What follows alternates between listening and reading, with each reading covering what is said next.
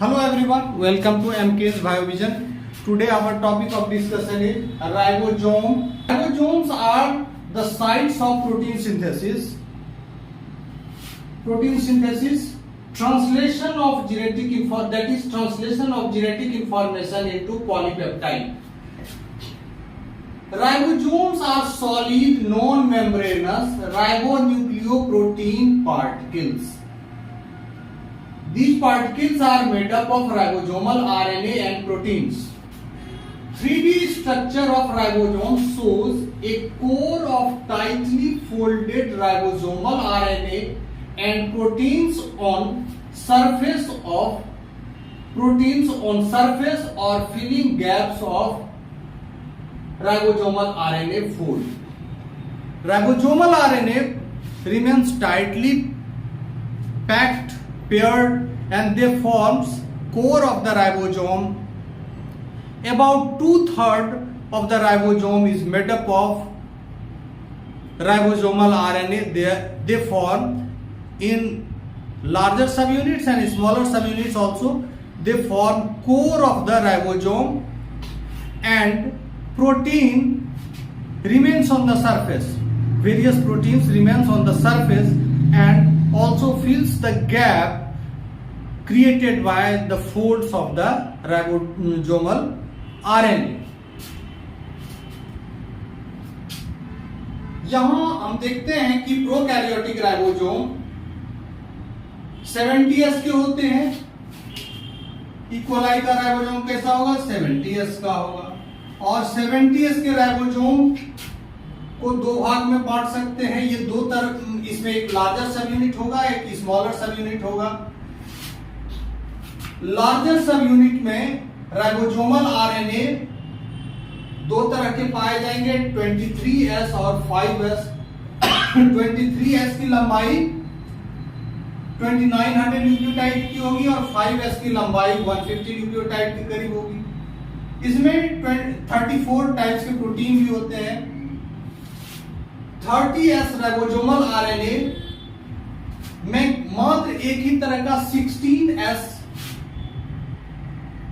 Ribosomal RNA पाया जाता है, जिसकी लंबाई 1500 न्यूक्लियोटाइड के करीब होती है और इसमें प्रोटीन्स भी पाए जाते हैं.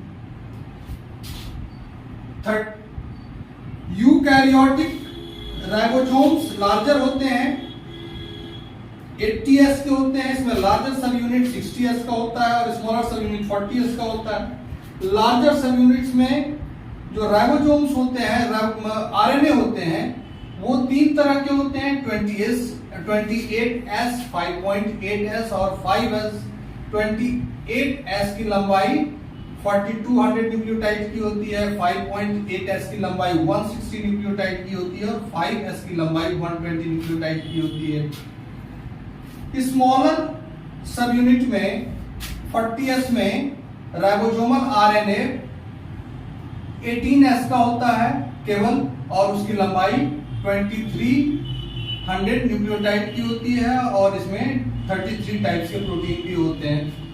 यहां हम ये देखें कि ये जो 5S है, 5S राइबोसोमल आरएनए है, वो यूकैरियोट और प्रोकैरियोट दोनों में पाया जाता है. तो यूकैरियोट और प्रोकैरियोट दोनों में पाया जाता है. और ये जो 16S ribosome plays a very crucial role in making phylogenetic tree in kingdom Monera. Prokaryotes में के क्लासिफिकेशन में 16S राइबोसोम का बहुत बड़ा रोल है. क्लासिफिकेशन सीक्वेंस इसके अंदर होते हैं, इवोल्यूशनरी कंजर्व होते हैं, बहुत कम म्यूटेशन के द्वारा इसमें चेंज होता है. इसीलिए ये एक स्टेबल क्राइटेरिया माना गया है क्लासिफिकेशन के लिए. इसी चीज को एक टेबल के माध्यम से भी हम समझ सकते हैं. डिफरेंट टाइप्स ऑफ राइबोसोम्स हैं. यहाँ सोर्स है बैक्टीरिया, आर्कीबैक्टीरिया, यूकैरियोट में तीन तरह के राइबोसोम होते हैं. साइटोसोलिक राइबोसोम न्यूक्लियर जीन को ट्रांसलेट करता है, माइटोकॉन्ड्रियल और क्लोरोप्लास्ट यानी ऑर्गेनेलर राइबोसोम भी होते हैं. सभी में 70s देखते हैं, बैक्टीरिया, आर्कीबैक्टीरिया और क्लोरोप्लास्ट, सभी में 70s पाया जाता है। इसमें सभी में 5s, 5s, 5s और 23s, एक ही तरह के लार्जर सब यूनिट्स और स्मॉलर सब यूनिट्स में राइबोसोमल आरएनए पाए जाते हैं। माइटोकॉन्ड्रियल जो राइबोसोम होता है वो सबसे छोटा होता है। It is made up of 55s and larger सब unit of mitochondrial ribosome consist of 16s ribosomal RNA और 22s ribosomal RNA in the smaller unit. तो इस तरह से इसमें पाए जाते हैं। और यूकैरियोटिक राइबोसोम जो साइटोसोलिक होते हैं उसमें 5s, 5.8s and 28s type के पाए जाते हैं। अब ये जो S की चर्चा है ये क्या है? ये सेड्सबर्ग यूनिट है, यानी कि इसको सेडिमेंटेशन कोफिशिएंट के आधार पर इस यूनिट को निर्धारित करते हैं। जब हम अल्ट्रासेंट्रीफ्यूगेशन करते हैं, सुक्रोज डेंसिटी ग्रेडियंट अल्ट्रासेंट्रीफ्यूगेशन करते हैं, तो उसमें पार्टिकल्स अलग अलग लेयर पर अलग अलग रेट से सेटल करते हैं। इसी रेट के आधार पर जो सेटल होते हैं पार्टिकल, इसी आधार पर हम इसको यूनिट में रखते हैं, सेडिमेंटेशन यूनिट देते हैं। फॉर एग्जांपल मान लीजिए कि 30 सेडिमेंटेशन यूनिट का कोई पार्टिकल है, जैसे कि प्रोकैरियोटिक ई कोलाई का स्मॉलर सब यूनिट 30s का है। इसका मतलब क्या है? इसका मतलब यह है कि ये जो 30s का पार्टिकल है ये सेटल करता है 30 माइक्रोमीटर पर second under the acceleration of a medium gravity, यानी 10⁷ मीटर पर सेकेंड स्क्वायर। इस ग्रेविटी पर इसका जो सेटलिंग का रेट है वो 30 माइक्रोमीटर पर सेकेंड है। यदि यूकैरियोट के लार्जर सब यूनिट की बात करें, यानी कि उसमें 60s के लार्जर सब यूनिट होते हैं, तो उसमें ये जो सेटलिंग रेट है वो डबल हो जाएगा, यानी 60 माइक्रोमीटर पर सेकेंड अंडर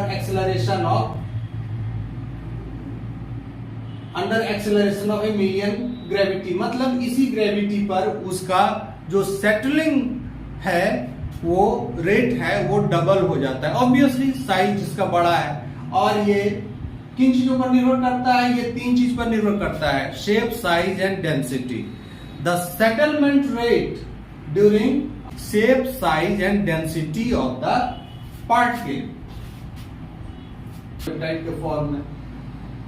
राइबोसोम्स क्या होते हैं? सॉलिड होते हैं, नॉन मेम्ब्रेनस होते हैं, यानी इसमें कोई मेम्ब्रेन बाउंड ऑर्गेनेल नहीं है, मेम्ब्रेन बाउंड स्ट्रक्चर नहीं है, कोई लाइपोप्रोटीन टाइप का स्ट्रक्चर मेम्ब्रेन नहीं है इसमें, और ये केवल सॉलिड राइबोप्रोटीन पार्टिकल्स होते हैं। राइबोप्रोटीन पार्टिकल्स होते हैं, यानी कि इसमें राइबोसोमल आरएनए और प्रोटीन्स पाए जाते हैं। यदि हम 3D का स्ट्रक्चर देखें इसमें, तो इसमें देखते हैं कि इसे एक टाइटली जो राइबोसोम्स होते हैं उसके स्मॉलर यूनिट्स, सब यूनिट्स हो या लार्जर सब यूनिट्स हो, दोनों में टाइटली फोल्डेड और टाइटली पेयर्ड राइबोसोमल आरएनए पाए जाते हैं। 2/3 of the structure is form by RNA only, remaining 1/3 is made up of protein.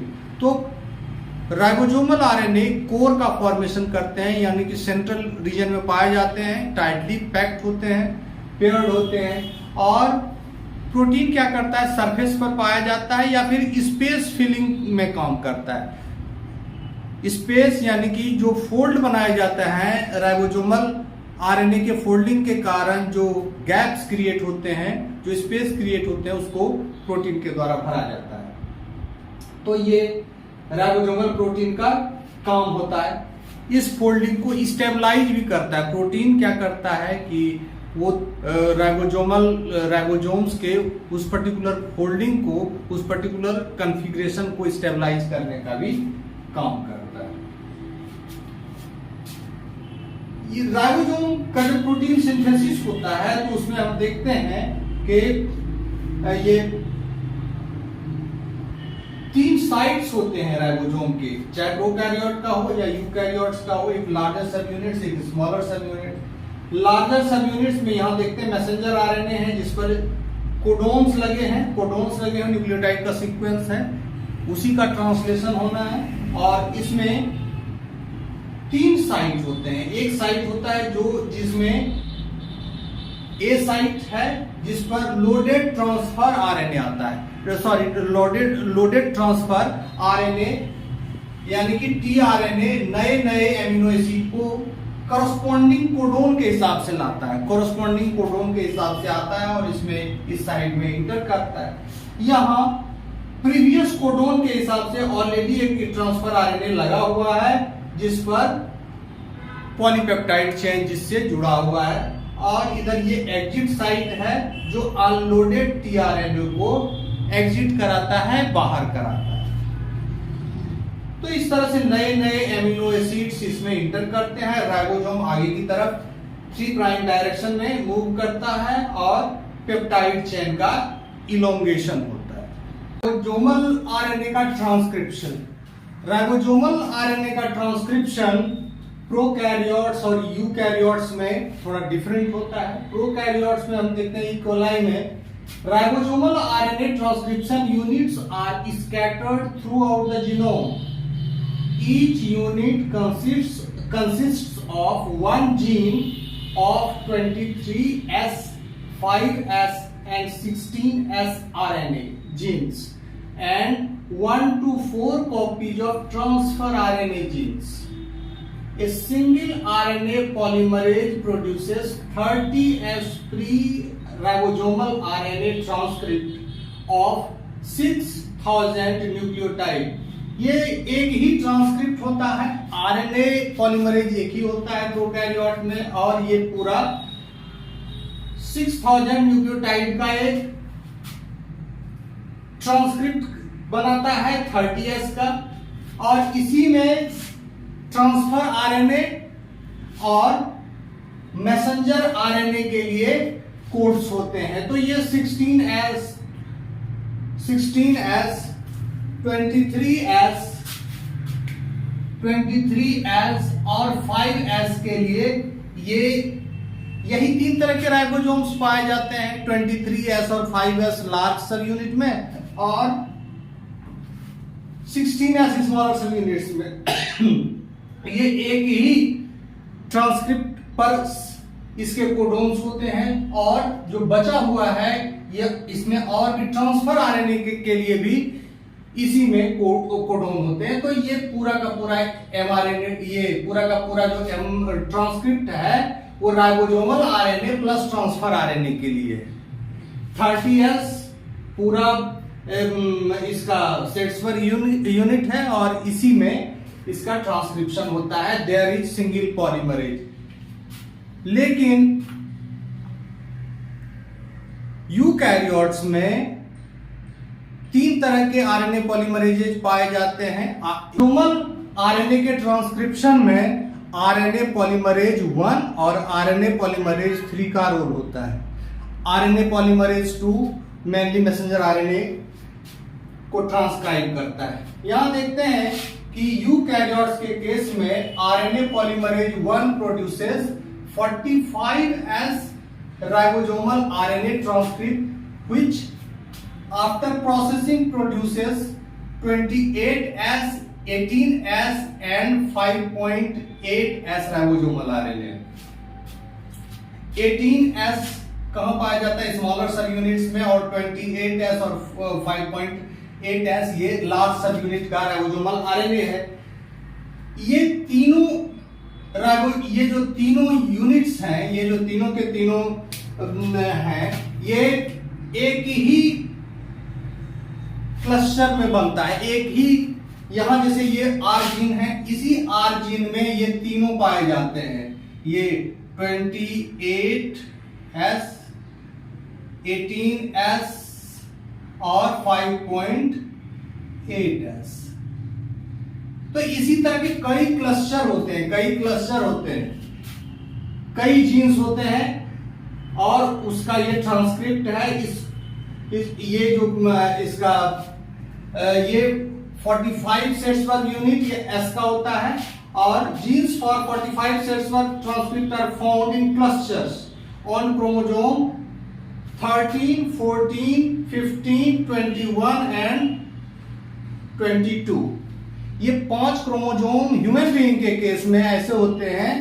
Other organisms में ये डिफर करता है। ह्यूमन बीइंग के केस में 13, 14, 15, 21 एंड 22 पर ये जीन क्लस्टर में पाए जाते हैं। 45S RNA के जीन्स क्लस्टर में पाए जाते हैं और इस रीजन को, इस क्लस्टर को न्यूक्लियोलर ऑर्गेनाइजर रीजन कहा जाता है। इसको क्या कहा जाता है? न्यूक्लियोलर ऑर्गेनाइजर रीजन या नॉर के नाम से हम जानते हैं।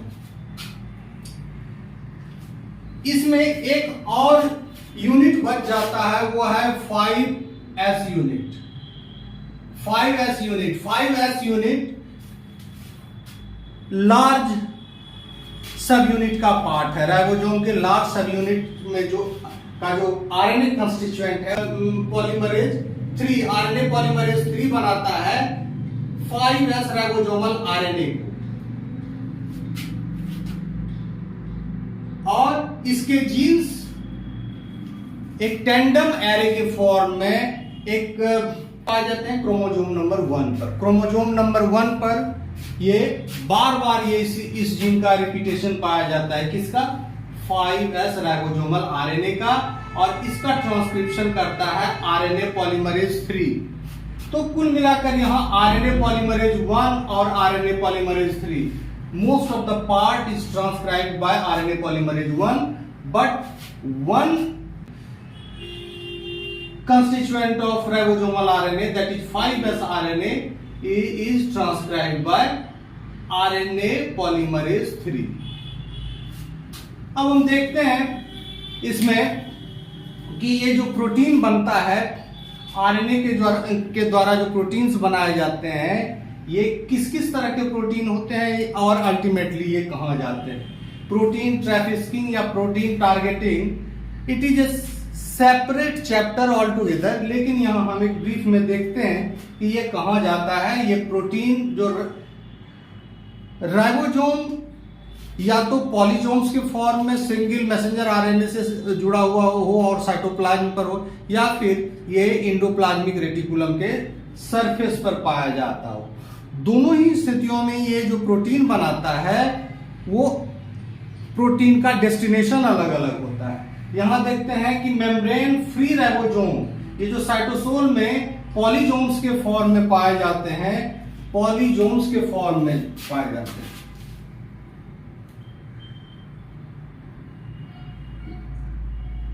पॉलीजोम्स या पॉलीराइबोसोम्स के फॉर्म में पाए जाते हैं, वो सॉल्युबल साइटोसोलिक प्रोटीन बनाते हैं। सॉल्युबल साइटोसोलिक प्रोटीन बनाते हैं और माइटोकॉन्ड्रियल और क्लोरोप्लास्ट प्रोटीन का वो हिस्सा बनता है जो न्यूक्लियर जीन के द्वारा होता है, उस प्रोटीन का सिंथेसिस, और वो प्रोटीन फाइनली इस ऑर्गेनेल में ट्रांसफर होता है। उसके अतिरिक्त पेरोक्सीजोम के प्रोटीन्स भी साइटोसोलिक राइबोसोम्स या पॉलीजोम्स के द्वारा बनाए जाते हैं। Extrinsic protein such as actin and spectrin on cytoplasmic face. Extrinsic protein जो प्लाज्मा मेम्ब्रेन से जुड़ा होता है और उसके साइटोप्लाज्मिक फेस पर होता है, such as actin and spectrin, इसका भी सिंथेसिस साइटोसोलिक राइबोसोम के द्वारा किया जाता है। यानी कि इसके भी जीन जो पाए जाते हैं वो क्रोमोसोम्स पर पाए जाते हैं, न्यूक्लियस के अंदर पाए जाते हैं। रफ एंडोप्लाज्मिक रेटिकुलम, अब राइबोसोम्स या तो साइटोसोल में पाया जा सकता है या फिर राइबोसोम सीधा सीधा एंडोप्लाज्मिक रेटिकुलम से अटैच हो जाए और वहां ये पॉलीपेप्टाइड का सिंथेसिस करेगा, दैट इज को ट्रांसलोकेटेड। इसका सिंथेसिस भी होगा और साथ साथ इसका कोड ट्रांसलोकेशन भी होगा, यानी कि वो एंडोप्लाज्मिक रेटिकुलम में वो पेप्टाइड जाएगा जिसका फर्दर प्रोसेसिंग होगा। तो वैसे एंडोप्लाज्मिक रेटिकुलम पर जहां एक्टिवली प्रोटीन का सिंथेसिस हो रहा है उसको हम रफ एंडोप्लाज्मिक रेटिकुलम या रेर के नाम से जानते हैं। और वहां जो राइबोसोमल प्रोटीन बनता है उसका क्या फेट होता है यहां हम देखते हैं। तो रेर पर जो प्रोटीन होता है ribosomal protein produces secretary proteins, जो सेल के बाहर अल्टीमेटली वेसिकल्स के फॉर्म में रहता है और बाहर जाता है, secretary proteins. integral proteins of plasma membrane, lysosomal proteins and proteins of endoplasmic reticulum and Golgi body. जितने मेम्ब्रेन बाउंड ऑर्गेनेल्स हैं उसके मोस्टली जो सेल वॉल के प्रोटीन हैं वो यहीं बनते हैं। Lysosomal protein and proteins of endoplasmic reticulum and Golgi bodies के प्रोटीन यहीं बनते हैं। Extrinsic proteins on extra cytoplasmic surface, यहां भी एक्सट्रिंजिक प्रोटीन बनता है लेकिन वो साइटोसोलिक फेस के लिए नहीं बनता है बल्कि एक्स्ट्रा सेलुलर मैट्रिक्स यानी कि बाहर की तरफ जो सेल के बाहर की तरफ प्रोटीन बनता है उसके लिए होता है। तो extra cytoplasmic surface such as fibronectin ये सेल के बाहर की तरफ बनता है, एक्स्ट्रा सेलुलर मैट्रिक्स की तरफ बनता है, जैसा कि ये सच एज फाइब्रोनेक्टिन। तो इस तरह के प्रोटीन का भी सिंथेसिस जो एंडोप्लाज्मिक रेटिकुलम बाउंड राइबोसोम है उसके द्वारा किया जाता है। इस तरह से हमने देखा कि राइबोसोमल आरएनए के जो डिफरेंट कंपोनेंट्स हैं लार्जर या स्मॉलर सब यूनिट्स में, उसका ट्रांसक्रिप्शन किस किस आरएनए पॉलीमरेज के द्वारा होता है और इसका जो ट्रांसक्रिप्ट होता है उसका लेंथ क्या होता है, उसकी लंबाई क्या होती है और उसका किस तरह का आपस में अरेंजमेंट रहता है। फर्दर मैंने देखा कि राइबोसोम्स के द्वारा जो प्रोटीन का फॉर्मेशन होता है वो अल्टीमेटली फाइनली किस किस जगह पर जाके ये इसका ट्रांसलोकेशन कहां होता है, ये कहां फाइनली ये मूव करके अपना डेस्टिनेशन पर जाता है। तो इस तरह से आई थिंक कि आज का लेक्चर आप लोगों को अच्छा लगा होगा। हमारे चैनल को देखते रहिए बराबर और इससे लाभ उठाते रहिए।